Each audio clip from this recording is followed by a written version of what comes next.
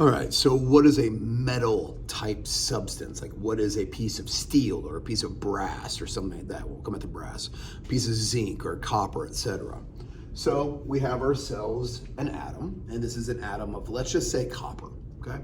So we've got ourselves copper, we got another copper, we've got another copper, and another copper, and another copper, and another copper.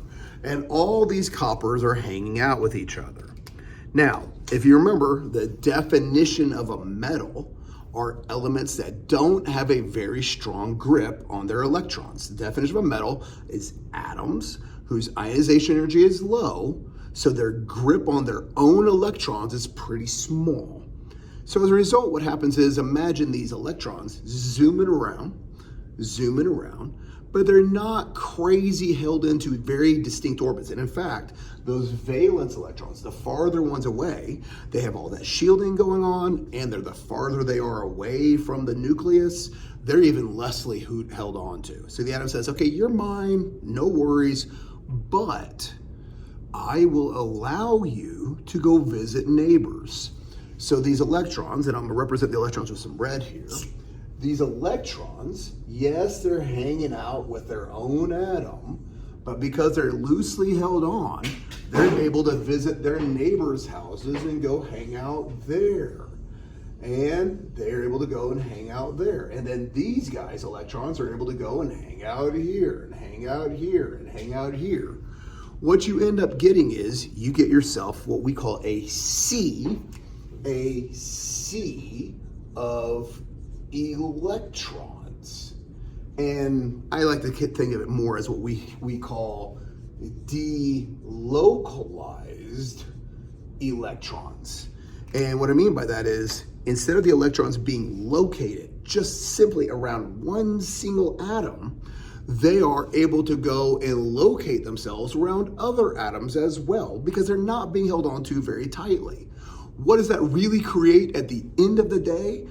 It creates a sea of positive and negative attractions in this whole mass. This whole mass has this sea of positive and negative attractive forces. What does that do? It makes a metallic solid. We call it metallic bonding. This makes a metallic solid. Now, what are the applications of this? Metals, we know, have a very distinct kind of behavior to them.